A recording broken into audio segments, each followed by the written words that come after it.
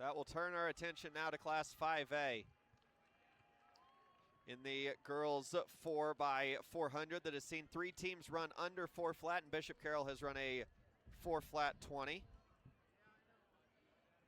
Bishop Carroll's got this thing won. Capon sits in second with 48. St. James is in this field. They sit with 47.5. Capon also in this field. So it's a half-point difference. So whoever between Capon, Mount Carmel, and St. James Academy places higher. Takes home second, the other takes home third. Piper also in this field. They sit 7 points behind St. James, 7.5 behind Capon. They would essentially have to win it to be able to move into the top 3. Yep. And then they're going to hope that Capon and St. James finish 8-9. Yep. And St. James is the favorite.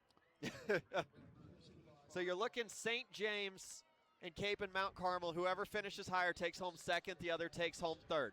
St. James has run a 3:57 this year. Basler-Linwood a 3:58. Piper has run a 3:59. Capon has run a 4 flat 90. So just because Piper has got the 7 on their hip, don't necessarily count them out of this yet. They have run sub 4, but in order to move into one of those top 3 places, it would take St. James or Capon essentially not scoring any points. Yeah, and you can only do what you can do. You obviously can't control what the other teams do, so you just have to run your race, do the best that you can, and see what happens. Good handoff in lane 4. That was Bishop Carroll. It was DeGroot to Melcher. Basler-Linwood out front. This is Scott running for them. In lane number 6, that's St. James at Meyer. She'll hand it to Ryan, and then the girl it felt like we've talked about all week, Wertenberger, set to anchor it for him. And then for Capon, it was Meyer to Nye. It'll be Bina, and then it'll be Behringer, the grade 800 runner, to anchor it for them. Behringer, a 2:13.800 runner. Basler-Linwood right now, Coach, they are blowing the doors off of this. They are. They've got quite a lead. They've got 25 meters at least. And then the race for second and third in the team title, you're looking for the team with the 3 on their hip in Capon and the team with the 6 on their hip in St. James.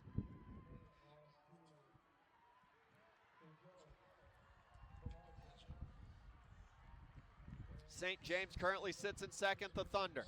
Capon and Carroll will hand off 3-4. They've closed the gap a little bit. Down to 15 meters. For Basler-Linwood, that's Shishau. She'll hand it to Shockey. Here comes St. James in the background. And then Capon and Bishop Carroll. Bishop Carroll sits in third. The runner for Capon steps back outside. That Bina. Don't forget, they've got the grade 800 runner in Behringer to anchor it home. St. James will have the great quarter miler and 200 runner. Basler-Linwood's opened it back up again.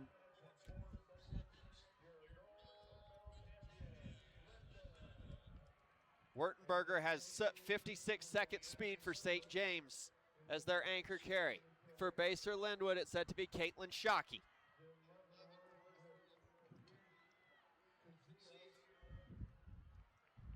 Shockey will get it. Basler-Linwood had a great handoff. So did Capon.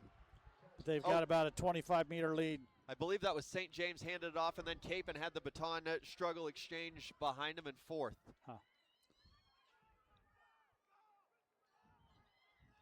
Capon's going to have a pretty good anchor here to beat him, because it's 2 seconds, maybe 3 seconds advantage. And Basler-Linwood out front. That's Caitlin Shockey. Sitting in second is St. James. She's coming after him, though. Wertenberger. She's coming after him. St. James, can they get to the lead? She has run a 56-second quarter in her career. Can Wertenberger anchor home gold and a second-place team title for St. James Academy?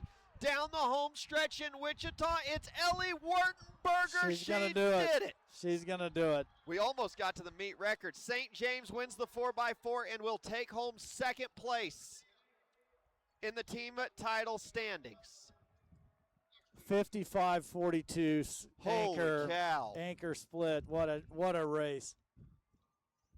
Baser Linwood, you got to give him credit. She ran 58.98. She had a great split. Wow. You run a 58.9 in the anchor leg of a 4x4 and you get run down. Yeah. She gave it everything that she could to hold her off, and she just couldn't quite do it. Wow. 356.86. Well, we got one more girls race in 2026. Yeah. It's going by fast. It is.